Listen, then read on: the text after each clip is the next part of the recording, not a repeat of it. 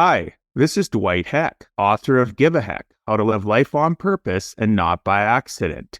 I'm also the podcast host of Give a Heck and the founder of business Give a Heck itself. And in this episode of the Business Growth Architect Show, I will share with you how you can quit living a life of quiet desperation and get off the hamster wheel of life and actually live a life of purpose. But in order to find that out, you need to listen to the next episode of the Business Growth Architect Show. And welcome to the Business Growth Architect Show. This is your host, Beate Chalette, the Growth Architect. In this show, you will learn how to grow your authority and scale your impact using strategies brought to you by the most amazing and well-known, respected experts, coaches, consultants all over the world. We are a global ranked top 10% podcast, and we can't wait to share these insights with you.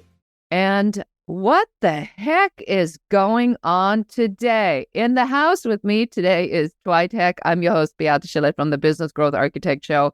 And we are going to cover a lot of stuff: mindset, money mindset, goal setting for yourself, and what it is to be having a bad day and how to get out of it. Dwight, I'm so excited to have you on the call today.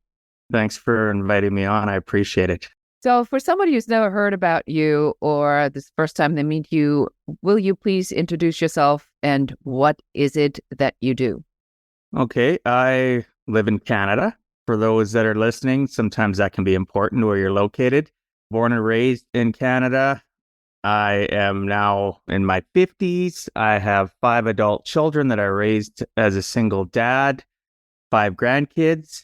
I own a lifestyle and finance practice that I've now operated. This is my 21st year.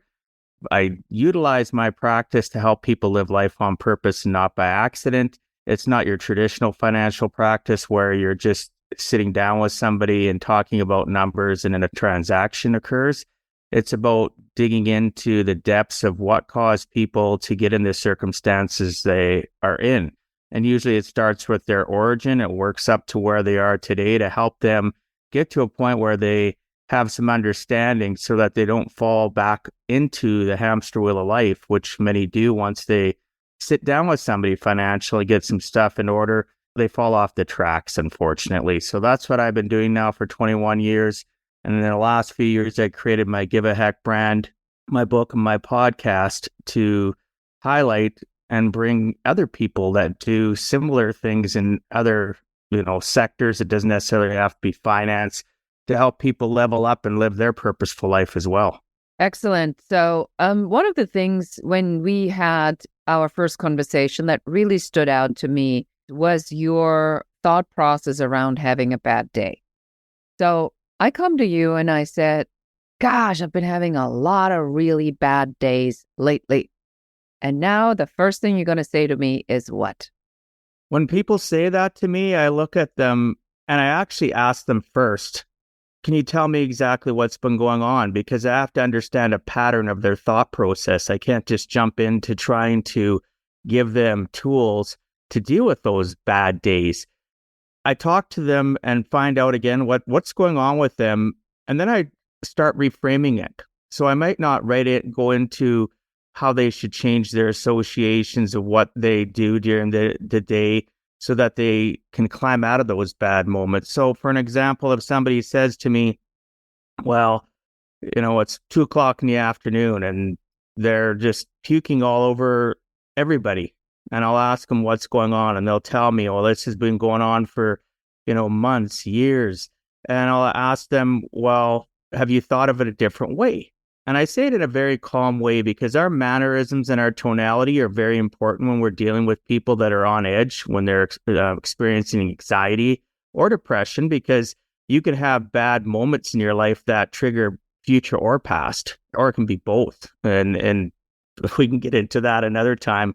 But so I'll just ask them specific questions and I'll say to them, well, what about thinking about that circumstance this way? Maybe this happened to you, not to you, but it happened for you. Have you thought about the opposite side of it? So unless having an actual example, it's really hard to break down what I might say to them, except for the fact I'll tell them, this is what I do. Instead of telling myself I'm having a bad day, like you're telling me, I'll time myself out. And people will look at me shocked. And I'll say, well, as a kid, you may have hated being timed out. I love timing myself out. When I'm having a bad moment, I have to remove myself from the circumstance of what is creating that bad moment. Is it a call that I've just been on? Is it an email that I've read? Is it something that I've gotten in a phone call from one of my family, like one of my kids? It can be so many extenuating circumstances that can cause us to slide into a bad moment. And I time myself out. And in that timeout period, I've literally allotted myself, and I coach people. We figure out how much time do they need to get out of that bad moment. Now, can this all happen in one sitting when I'm sitting and talking to them? No, it can't, because this is new to people. They're used to wallowing in self-pity and feeling terrible about themselves and destroying their whole day over one bad moment. So I'll ask them questions. What else has happened today? Like, I'll ask myself that too. What's happened today that's gone well? Oh, one of the biggest things that I tell people is, are you grateful that you woke up? That you have another shot at another day to make a difference in people's lives? And it's just things to shock them, because not everything's going to work. So that statement might not work on you. It might work on somebody else. So then I have to utilize other things to help them get out of that stuckness that they're in. So once I find out, well, I've had this go on this morning, it was really great. Or I had this go on. I talked to one of my kids, or had a great client call, or, if I can't find anything in that moment of that day, because sometimes it can be first thing in the morning, I'll say to them, what's going on the rest of your day? What else do you have going on? Is there something that maybe we can talk about that you're looking forward to? And many times that makes them have a realization. You'll see a shock in their system, in their face, in their tonality, in their voice when they start talking. And they might say, oh yeah, I'm going to do this later this afternoon, or I've got a great client call in an hour. And that can be enough just to snap that person out of it. When I'm doing it and I time myself out, I do the same thing, but I move myself away from my work environment. I might sit down and I'll think to myself, again, if it's first thing in the morning, what happened good yesterday? Sometimes I do that. Sometimes I have to snap myself into the reality that I don't want to think about this already being a bad day. Yesterday was a great day. I had all these things go on. So there's different things that a person needs to train themselves to snap out of that situation. And when you're stuck in those bad moment situations, different things work for different people. Sometimes I'll put on a podcast. I can't think about what's going on because my brain is just so frustrated, or I have anxiety going on. I'll put on a podcast, and I have specific people I like listening to that I know that will snap me out of that situation. Somebody like a Lewis Howes, I might put on his short daily motivational podcast, which is only a few minutes, snaps me out of it. If that doesn't work, sometimes I'm a huge fan of Audible. I listen to a lot of books. I'll have 3-4 books on the go. I'll put on a book that I know that's going to snap me out of it. It might be a book I've listened to numerous times, like 5 Love Languages, right? Or Think and Grow Rich. A lot of different things that I utilize.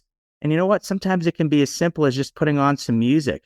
But I will caution people, don't put on sappy music. Don't put on sad music. Don't put on stuff that's going to bring you down. Put on uplifting music, things that you would maybe, if it came on and you were in a store, that you'd start, going like this as you're looking at stuff on the shelf, you're dashing your body. Yeah. So it's all about what we do. Yeah.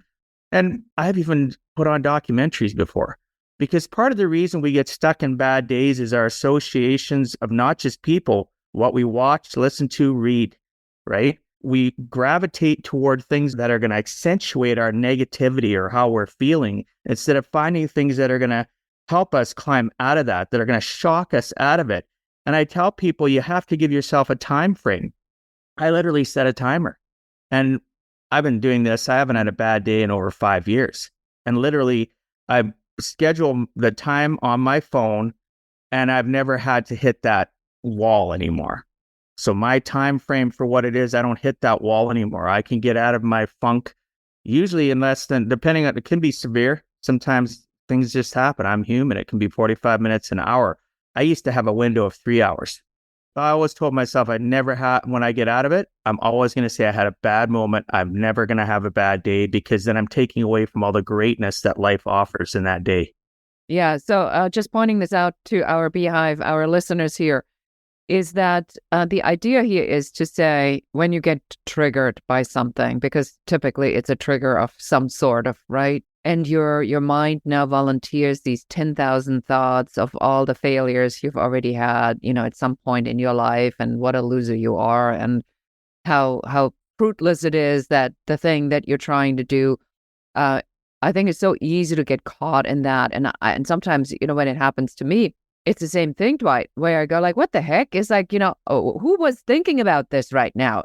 It's not even what's at stake, but there's like, well, remember that one time when you made that investment and then that went bad, and remember the employee, and when the employee betrayed you, remember you were in a lawsuit. That was 20 years ago, right? But somehow my brain is trying to protect me from making another catastrophic mistake, even though these were all things that led me to become the person that I am. That's why I sold my business. That's why I made millions, is because it formed me to be that way. So what I'm hearing you say is that to be very conscious about when you get triggered, and to literally put yourself in a timeout and say, I'm giving myself a bad day timeout, and consciously looking for things that I know are going to get me out of it. So I already know what song I would be playing. I would be playing Pointer Sisters' It's Raining Man. I love it. Great song. Great song. Because that would be a jam song. That's a great message. There's enough for everybody. So many great men that they're actually raining. I'd be all for that. The second thing that I know about you, which I found extremely fascinating, because, we talk on this podcast about strategies to building your authority and to really propelling yourself into thought leadership, authority, expert status in your industry so that you can make a really big impact. When it comes to goal setting, so I know you got sort of the basics down on, helping people with the goal setting, but you do something that I find very fascinating. You help people to set personal goals. Can you tell us a little bit about what that means, and why is that so critical to my success? Well, we're raised as a society, number one, not to goal set. Unfortunately, people talk about it, but we're not raised to actually know what to do and apply it. And when we do learn some goal setting things from a mentor, or we read it in a book, it's always high level. It's like, what do you want after when you go to school? What do you want to go to school for? What do you want to get when you graduate college or university? Do you want a business? What kind of career you're looking for? But amongst all of that, the goal of your personal life is missed. The journey up to that, you're always focused on that big goal, but the journey of your personal life is missed in the sense that you're not celebrating the little things in life. I went for a walk with my dog. I went to the park. I spent some time with my kids. I spent some time with a girlfriend or a boyfriend or a significant other. And people don't set goals for that, or to spend time. So when I say set those goals, set goals within your daily structure. That's one thing I've done for years. I specifically have time within my 168-hour week where that's my downtime. And then I schedule accordingly personal goals, that personal goal to spend time with one of my adult kids. Maybe I go see one of my grandkids. Maybe I go call up a friend, or maybe it's just me time and I just want to do nothing. I just want to kick back and put on a ridiculous show that absolutely means nothing, but it's just going to be mind-numbing because that's what I want for that time. I just want to shut my brain down. So personal goal setting and doing things to book time for ourselves is so imperative. I got caught in this trap years ago. So myself that understands goal setting, for those that don't, you need to understand that even if you do get goal setting down, you goal set for a specific thing, and you're always on the charge. You're on the hunt to get to that goal. 3 months, 6 months, a year. And along that way, I'll ask people, well, what was great about the journey going there? And they're dumbfounded because they've never sat back and actually appreciated the journey to get to that goal. because they never had any personal downtime along the way for them to reflect on their lives going, geez, is this ever great? I can't believe that I'm actually doing this. I said I was going to do that, and I'm at this hurdle, and then I need to go to the next hurdle and the next hurdle. And that's the biggest problem. We don't appreciate our own personal lives and the little things that go on around us, because they are a culmination of where we need to get in life to be happy, is to appreciate those little small wins in life. I'm so all for that. And I want to add an experience share to that, because I was actually listening to a podcast. So like you, I do a lot of podcasts. So when I get in the funk, I find I do better when I have a mindset podcast I listen to on a daily basis, because I find it so easy to get rubber band snapped back into bad habits, right? And so I heard that, how good is it if you hate the journey? And then it just becomes a goal, and it doesn't become an experience. It doesn't become anything powerful. And that really resonated with me. So I had surgery recently, and I was laid up for 2 weeks. And it was, of course, the wrong time, Dwight. I had to make payroll. I had to get the jobs in, and I couldn't do anything because I just had surgery. I'm laid up. I'm like drugged out. I barely know where I am. And then something happens in an open space where the thing that I wanted to accomplish, which was on how to fix my sales process, and I get a message out of absolutely nowhere. I wasn't looking for it at the time. I had put it out previously, but nothing's kind of had come together. But it came together at a moment where I was actually not prepared for it, but I had set it into motion. But it came in when I had given myself permission to give myself a personal space. Can you tell us a little bit about when you help your clients to create this personal space? And I love that you said, watch a mind-numbing show. I'm really big on these, like FBI type shows. Me too. I find it ridiculously gratifying because I know the bad guy gets caught. Okay, people, what's wrong with that? I do the same thing. The world is in order after that. Here's the chase. Here's them running. Here's the whatever. And to me, at the end of it, it relaxes me. People say, what, crime shows? Yeah, it does, because the bad guy gets caught, right? Good guy wins. A good guy wins. What is that? So how does opening this personal space and giving yourself consciously the release or the opportunity to take a breath, how does that change your brain chemistry? Because I want to talk about money mindset next. So I want to lead into that. Well, the way I interpret it, because other people might interpret it differently, by having that personal space, by giving yourself room to appreciate things and realize that you're the most important thing. We always make everything else so much more important. As you mentioned, payroll, we worry about our families, we worry about so many other things that we forget that we're the most important thing. Because if we're not healthy between our 6 inches between our ears, right?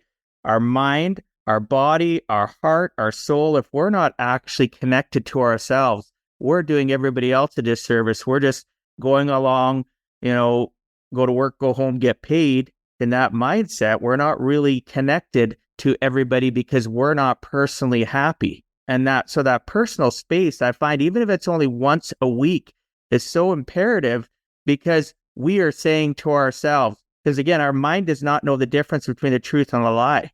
So by doing that, we're giving our body, our mind, the ability to say, hey, we appreciate ourselves. We deserve downtime. We deserve time on our schedule, just like we have given our clients, our family, or whatever the circumstance. Maybe you're a churchgoer and every Sunday you book time to go to church, right? You do all these things for everybody else and you forget yourself. So for me, personal time is so imperative because it lets me know, it reminds me that I'm important. Yeah, I think that's a great explanation. And I think sort of what I learned as I was out is that I cannot create in a space that's full. Thank you so much for listening to or watching the show. This is Beate Chalette. I am asking you to please help us spread the word of the show, and here's how you can do this. Go ahead and share this episode with one other person that needs to hear what we were talking about today. Of course, a 5-star review And a subscription is always appreciated. And that's what's helped us to become a top 10% globally ranked show by Listen Notes. Here is how we can help you. There is opportunity in every market, and especially in this market. And we want to help you to figure out what that is. As our thank you for you being here, we would like to gift you with a complimentary Uncovery session with one of our business growth advisors. All you have to do is go to uncoverysession.com, and one of our advisors will take you through our process to help you figure out how you can grow your business right now. And now, back to the show. So, if my house is fully decorated and I want to make a change, I'm going to have to take something out. I say to my clients, Dwight, if you want to get the new car, on whether that's the Porsche or a Tesla or some, hydro car, whatever that might be, if there's a crappy Toyota parked in that spot, there is no room for another car. So you're going to have to take that out, sell it, and then make room for another piece to come in. I think that concept applies for us in our lives as well. If we fill every minute with something, there's no room to come in. And when I talk to these efficiency and productivity experts, sometimes it pains me a little bit, Dwight, because it's like, well, how to be more productive, how to be more effective, how to get more done, how to do your calendaring in 100% maximum, how to speed read, how to optimize everything. I'm going like, man, this kind of sounds like a whole bunch of work and no fun. When I read, I want to actually read the book. And Bob Proctor says, are you reading to read the book? Or are you reading to understand what you're reading? And so I was like, well, I can't over productize or, make everything over efficient that I do, because then I'm taking all the joy out of these little things. People do this all the time. They go for a walk, but they can't just go for a walk. They have to, if they go out, they have to exercise because they have to get their heart rate up. So now walking is poo-poo because, if you walk, then you have to speed walk, take the bike, hike, to break a sweat. So now you got sort of two birds killed with one stone. I did this this weekend, we went out for a walk. My partner's child moved to a different city. So I knew this was a big moment for him. So let's go for a walk. It's like, if I go out, we're going exercising. I'm like, no, we're not. I said, we're just going for a walk. We're just going to put our toes in the water. We're just going to pick up some shells. We're looking for a heart-shaped rock. And that's it. That's all we're going to do for the next 30 minutes. But this over-efficiency is, I think, one of the things that hinders us to find the small enjoyments in life. Talk about enjoyment in life. Money. You have some very specific thoughts around money mindset. I can tell you from my experience working with my clients, Dwight, that when it comes to money mindset, my God, where do I even start? How much time do we have? The story of the parents, the story of when I didn't have any money, the trauma, what you've been told, what society tells you. Where do we even start? Where do you start helping people to get their money mindset in order? Well, you brought up pretty much everything a person needs to break down. We need to understand their patterns, because if we don't break and reframe their way they think about and their patterns of money, because the rules of the money game are so simple.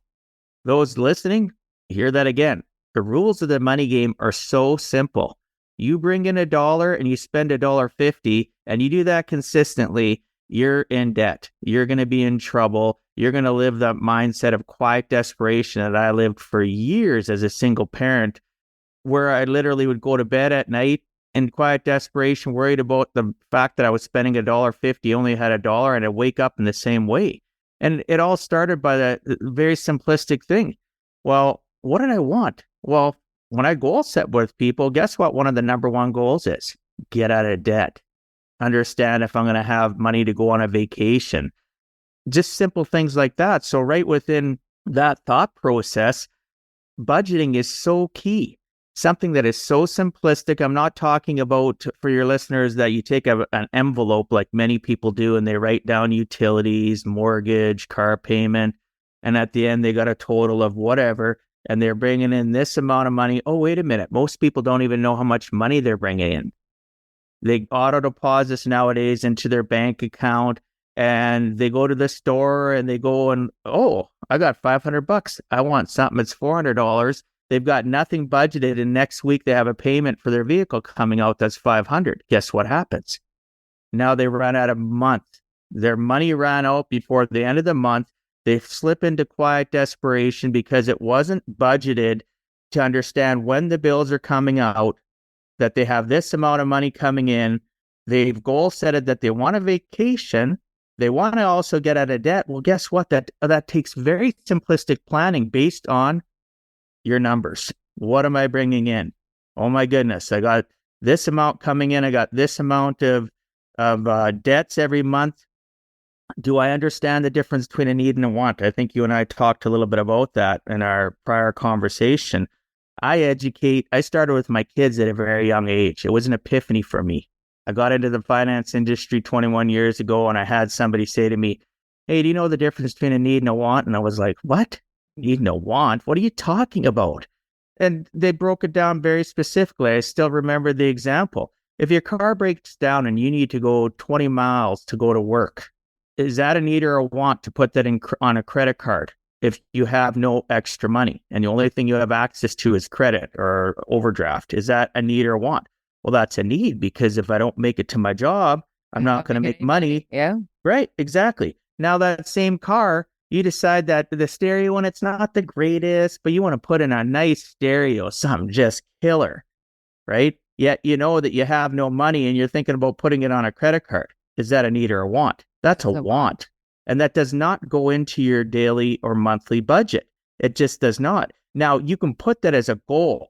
And I'll tell people, we can put that as a goal once you get your other numbers in check. We can put that as a goal position and say, oh, this month I made $1, I only spent 80 cents. So 20 cents of it, I don't need for down payment. I don't need to save for vacation, but I can put that in a slush fund that's called stereo, vehicle stereo, or whatever the case may be.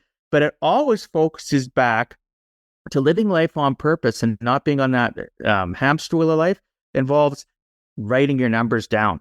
And people hate budgeting, but yet you should love budgeting, because it opens up your eyes to what life has handed you, the poor training you had from school, from your parents. And I'm not here to sit and cut down your parents. They didn't know any better, right? They just didn't. And a lot of parents still don't know today. And they still I see don't it. know.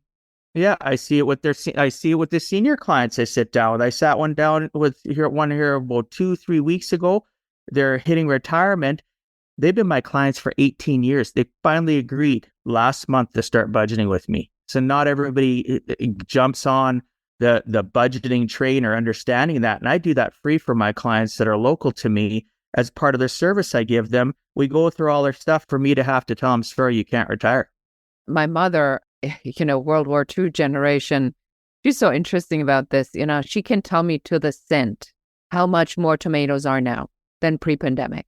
She says, I used to get my tomatoes at 99 cents, and I had 6 tomatoes, and they lasted me for 3 days. Now the tomatoes first were 129, now they're 159. And there's only 5, not 6 tomatoes, right? So she got it absolutely down because she has to budget, and it makes her feel empowered, actually. So that way, when she gets a deal on something, or something goes on sale, she automatically knows on what that will allow her to do. And my mother's 88. I think it's cute, because I don't do that, but I do believe that there is a discipline about money when you have a money mindset. And I'm going to ask you about this next, because here's the thing that I want to ask for all of our listeners from our beehive is, there is a school of thought in mindset that says you have to act as if it was already here, and that the abundance comes from making the decision first, and then the money will show up to pay for it. You say you got a budget and got to figure out what you have available. How do I reconcile those two pieces? Well, that goes back to the secret. Like, let's be real. We can talk about the fact that people believe that they can materialize things in their life by just thinking about it. And every single day saying, I'm going to win this trip, or I'm going to have abundance and bring in 20 clients, and I'm going to make 10,000 a month. And I hear it over and over again in the last 21 years. And bottom line, I will say to people, yes, you're right. You have to have a positive mindset. You have to be grateful for what you have and then also project what you want. But at the end of the day, there's three things that you need to worry about. It's called ABC: action, belief, and consistency. If you don't do something and take action to make that materialize what you're thinking about, I honestly believe that it'll never happen. Yes, sometimes things can drop in your lap. I had somebody I talked to a couple days ago, a client that said, oh, I was thinking about this, and now all of a sudden I've accomplished it. I've got all this money. And I said to them, I corrected him, I reframed it. I said, well, what did you do up to this point? And he starts listing everything. So it wasn't because you thought positively about it, was it? It was you thought about it, but you took action. And you kept on taking action, and your belief that you were going to accomplish it kept on getting more and more concrete because you took action. And the last thing, in order for that to happen, you were consistent. You just finished telling me you did stuff every single week lately that helped you get to the goal that you told me that you were visualizing and thinking. So it's great. You have to think about things, but I don't believe you can materialize without taking action to increase your belief and then being consistent among the way to get what you're visualizing.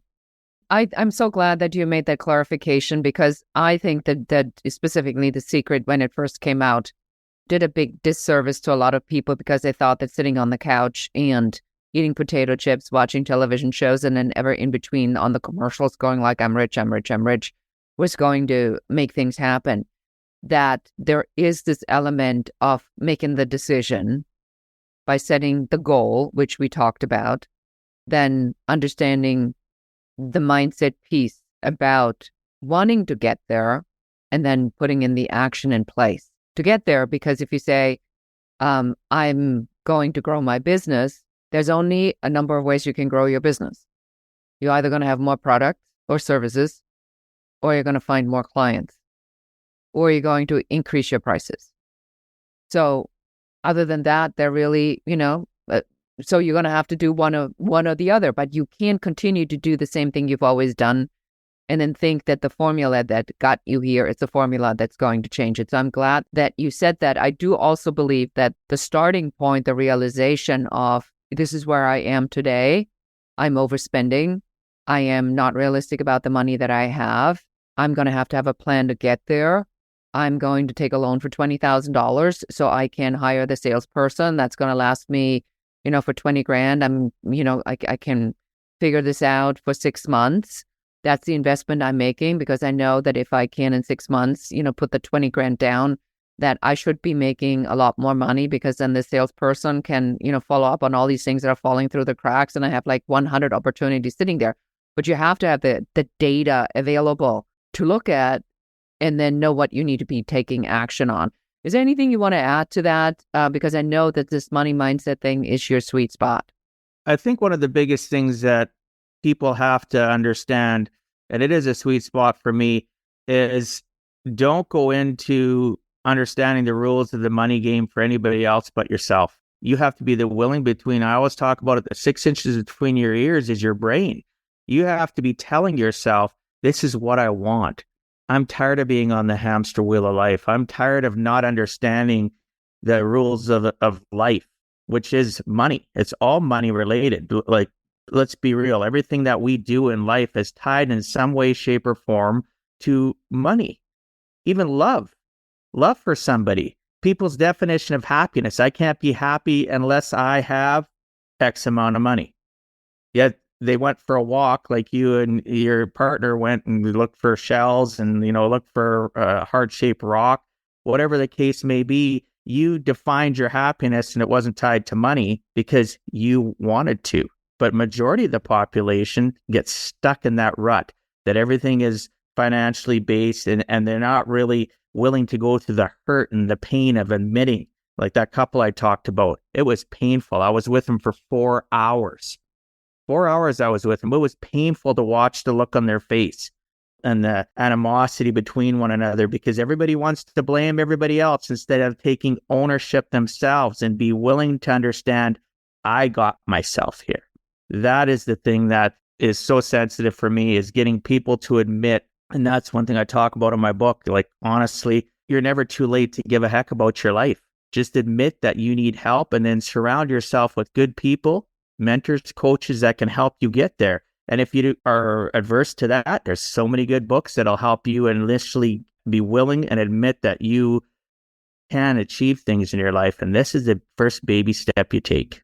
Yes, I think that is a very powerful and true statement. I always say in any relationship, the math is it's 100% your fault and it's 100% their fault. And if everybody takes 100% responsibility for their part, and that's the only way math works in interpersonal relationships and in relationships in general, is that you always have to take 100% responsibility. Because if I say, well, I only take 60% responsibility because I think you have 40% responsibility, or of course, you have 70% responsibility, I only have 30, then that gets people on the defensive, and then you're never going to make any change. But if I say, what can you take 100% responsibility for? Now the question is reframed and rephrased. And now somebody needs to say, well, here's what I can take responsibility for. And then you ask the other person, what are they taking responsibility for? And now we have a whole different dynamic in this. So for people that want to reach out to you or learn more about you, where are we going to send them? Best place to go is to my website, to giveaheck.com.